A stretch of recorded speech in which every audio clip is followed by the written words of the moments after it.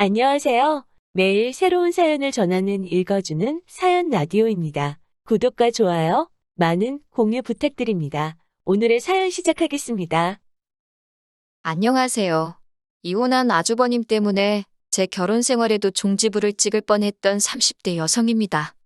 남편과는 집안 어른의 소개로 만났습니다. 집안 어른이 해주신 맞선 자리였는데 제가 어디 못나서 연애 결혼이 아닌 맞선까지 보게 된 건 절대 아니고요. 제 성격이 원래 낯도 많이 가리고 거기다 여중여고여대를 나와서 친구들도 전부 여자뿐이다 보니 친정어머니가 노파심에 여기저기 제 선자리를 알아보고 다니셨던 모양이에요. 남편은 당시 제약회사 영업직으로 일하고 있었고 저는 학원 강사였어요. 언뜻 보면 전혀 공통점이라고는 없는 두 사람이었기에 잘 되기는 어렵겠다고 생각했지요.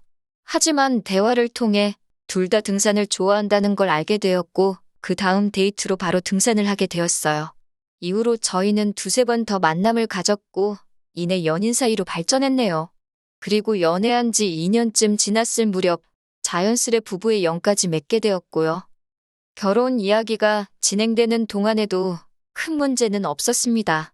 경제적인 부분만 놓고 보아도 서로 비슷한 수준이었고 양가 부모님 교육 수준도 같았기 때문에 솔직히 크게 마음에 걸리는 것들은 없었지요. 남편이 모아둔 6천의 시댁에서 보태준 5천까지 총 1억 천에 저는 저대로 제가 모은 돈 4천에 친정에서 5천 그리고 제가 타던 거의 새 차나 다름없는 중형차를 가져왔습니다. 연봉은 제가 더 높았으니 도토리 키재기지만 그래도 굳이 따지자면 제가 조금 더 해간 거나 마찬가지예요. 그럼에도 불구하고 저희 둘이 사는 신혼집을 시댁 근처에 얻게 되었는데 그건 위치 때문이었어요. 친정은 지방에 있었기에 저는 서울에서 자취를 하며 직장 생활을 하고 있었고 남편은 본가에서 출퇴근을 하고 있었거든요. 그런데 남편 본가에서 제가 일하는 학원까지도 거리가 그렇게 멀지가 않았어요. 동네 자체가 주변보다 싸기도 했고 그래서 어쩔 수 없이 시댁 근처 빌라에 전세로 들어가게 되었네요. 말이 나와서 말인데 그러자 처음엔 어머님 아버님이 한 동네에서 뭐하러 두 집 살림을 하느냐고 따로 집을 구하지 말고 당신들 집에 들어와 살라고 하셨습니다. 하지만 학가는 안 된다고 친정부모님도 반대하셨고 저도 원치 않았기에 그건 정중히 거절했지요. 결혼하고 처음 한 1년은 그럭저럭 나쁘지 않았습니다. 대부분의 여자들이 결혼한 첫 해에 겪는 일들 있잖아요. 어머님 아버님 생신상 차리기라던가 명절이라던가 김장 같은 집안 안팎 행사들의 얼굴을 비추며 소위 며느리 도리하느라 바쁘게 흘러갔는데 크게 불만 같은 건 없었어요.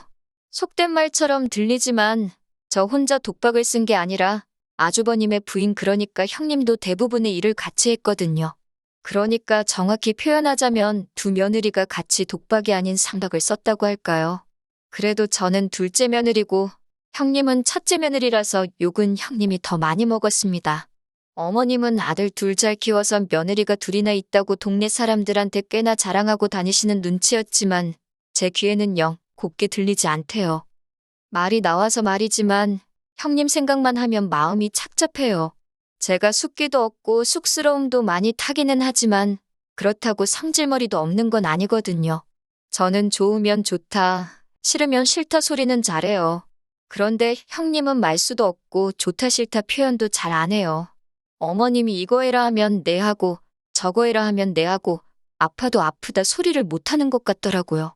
그런데 그런 형님을 보고 있으면 같은 여자라서 그런 건지 아니면 같은 황씨 집안 며느리라 그런 건지 답답하고 짜증나는 게 아니라 안쓰럽고 그렇더라고요.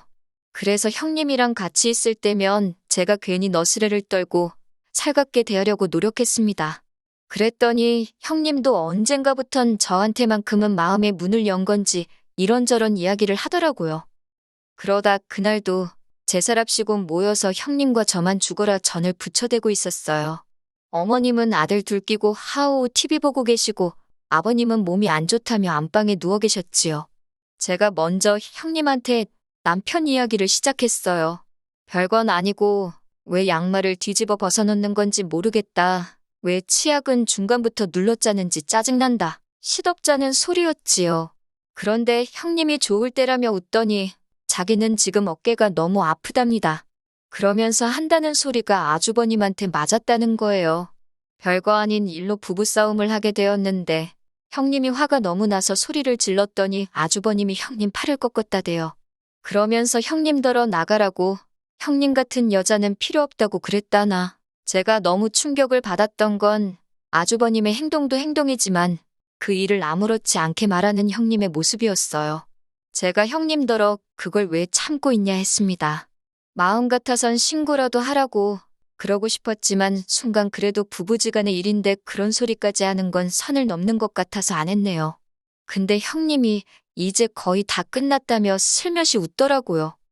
그리고 이후로 반년 정도 지났을 무렵 아주버님과 형님은 완전히 남남이 되었습니다.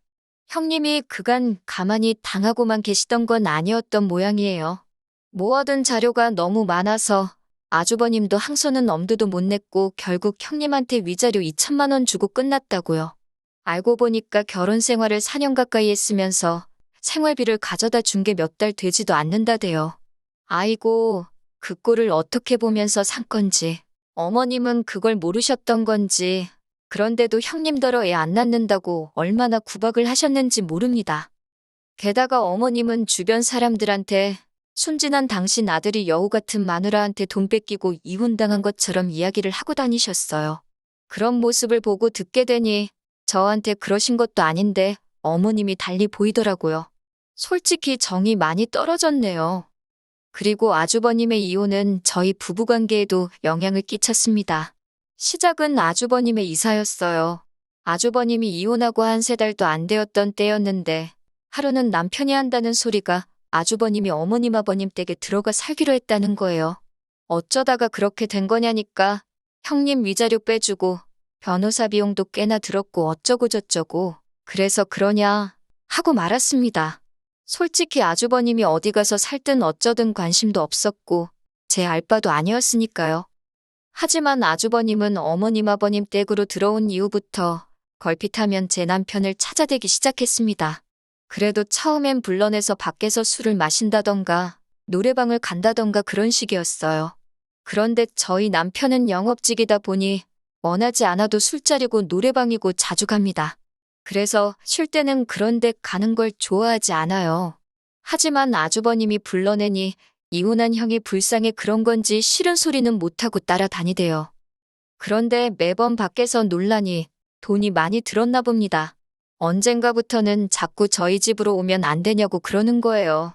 저희 집에서 맥주 한 잔만 하겠다. 너네 TV가 크니까 그걸로 같이 영화 보자. 처음에 한두 번은 인색하게 굴기도 그래서 알겠다 했는데 사람이 정도가 있어야 할 것 아닙니까?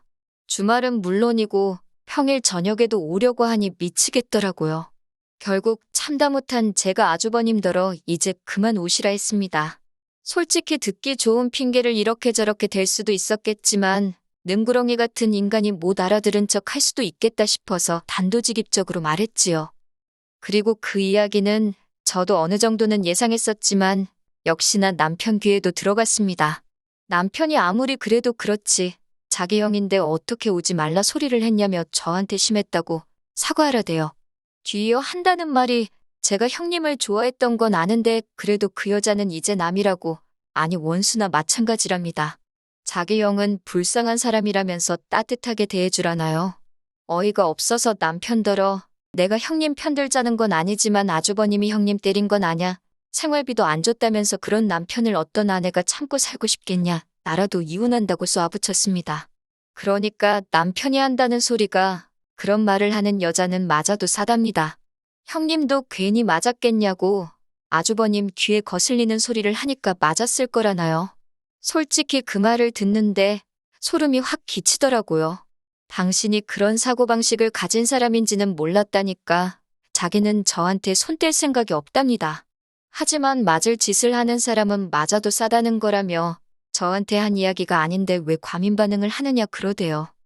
저는 남편에게 너무 실망했고 이후로 남편이 어떤 듣기 좋은 소리를 해도 곱게 들리지가 않더라고요. 그런데 그런 와중에 어머님 생신이었어요. 혼자서 생일상 차릴 생각을 하니 시작도 하기 전에 한껏 예민해졌지요. 남편더러 그냥 나가서 먹자니까 아버님 몸도 안 좋으시고 그냥 집에서 먹으면 안 되겠냐 해요. 그래서 제가 그럼 나는 미역국만 끓이겠다. 나머지는 어머님 아버님 댁에 가서 배달시키자 했습니다. 남편은 마음에 안 든다는 식이었지만 그럼 당신이 하라니까 삐죽거리며 나와있던 주댕이가 쏙 들어가대요. 그렇게 생신 당일날 시댁에 도착했습니다. 끓여간 미역국을 데우려고 가스레인지에 올렸고 남편이 음식을 시켰어요. 아버님은 소화를 잘 못 시키셔서 남편에게 말은 안 했지만 제가 따로 전복죽을 끓여갔거든요.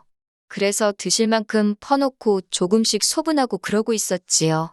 남편이 전복죽을 보더니 뭔가 느낀 바가 있었는지 자기가 도와줄 일은 없냐며 옆에서 설레발을 치대요. 그런데 아주버님이 거실에서 그런 남편더러 야, 너는 남자가 거기서 뭐하냐며 제대로 하라고 하면 되잖아. 그러는 거예요. 100번 양보해서 남편이야 동생이니까 야라고 한다지만 저를 왜 쟤라고 부르는 건지 자기랑 나랑 친구냐고요. 열이 확 올라왔지만 상종을 말자 싶어서 꾹꾹 눌러 참고 있었습니다. 그렇게 주문한 중화요리 몇 가지가 차려졌고 어머님 생신을 축하드렸습니다. 빈손으로 입만 가지고 나불거리는 아주버님이 꼴보기가 싫어서 케이크도 준비 안 하셨냐고 한마디 했더니 한다는 소리가 그런 건 여자가 하는 거랍니다.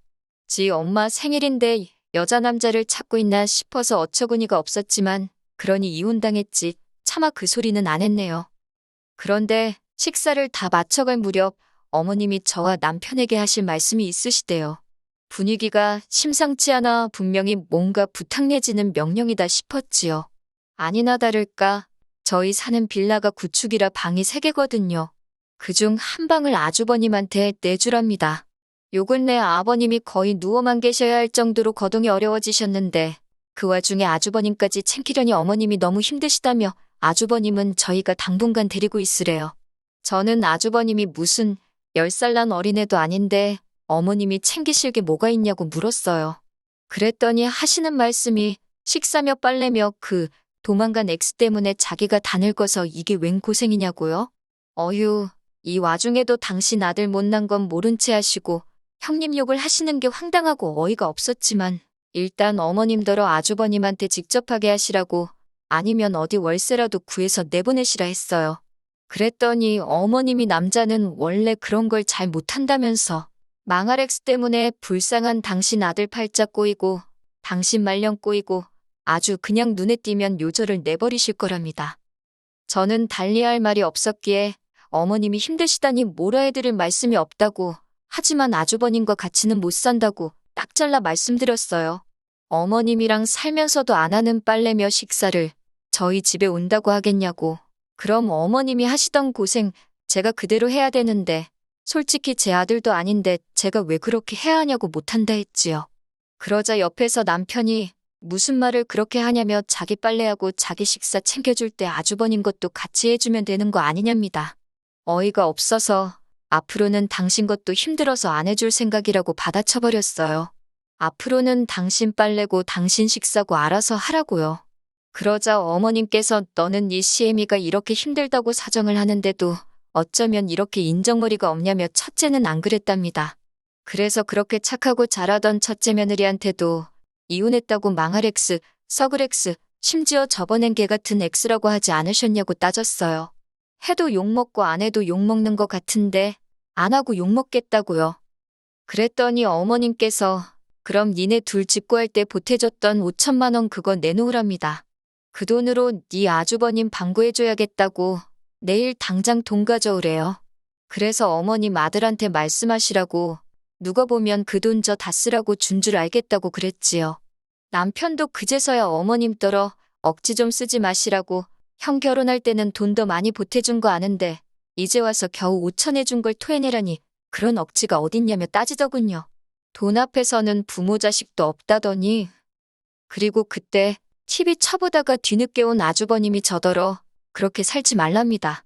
여자가 좀 고분고분하고 조신한 맛이 있어야지 남들이 무슨 말만 하면 무조건 싫다고 한다고 자기는 저 같은 여자 줘도 싫답니다. 저도 아주버님이니까 지금 이렇게 말이나 섞지 아니었음 쳐다도 안 봤다고 대꾸해버렸지요. 그날 집으로 돌아와 남편더러 아주버님인지 난지 고르라 했습니다. 나는 앞으로 내 눈에 흙 들어가기 전까진 당신 형 안 보고 살고 싶다고 했어요. 당신이 형 없인 못 살겠다 하면 나는 당신 미련 없이 놔주겠다 했지요. 그랬더니 남편이 아니랍니다. 자기도 어쨌든 자기 형이고 해서 어떻게든 감싸주려고 했는데 도저히 안 되겠다고 그래요. 그러면서 자기가 중간에서 아주버님 상대 안 해도 되게끔 잘할 테니 한번 기회를 달라고 하더군요. 그래서 믿어보기로 했습니다. 어머님도 다 늙어서 아픈 남편의 40먹은 아들 뒤치다꺼리 하려니 얼마나 열받으시겠어요. 그게 이해가 안 되는 건 아니지만 이미 떠난 사람인 형님한테도 아직도 저렇게 욕을 퍼붓는 걸 보시면 저라고 그 꼴 안 당하란 법 있나요? 어머님이 며느리 귀한 줄 몰라주시니 저도 할 말이 없네요. 당분간 남편 단돌이 잘 하면서 살아보려고요. 남편이 약속만 잘 지켜준다면 저희 결혼 생활은 잘 유지되겠지요. 만약에 약속을 어기고 제 입에서 험한 소리가 나오게 한다면 그때 다시 돌아오겠습니다. 긴 이야기 들어주셔서 감사합니다. 오늘의 사연은 여기까지입니다. 구독과 좋아요, 알람 설정해주시면 앞으로 더 좋은 사연으로 찾아오겠습니다. 감사합니다.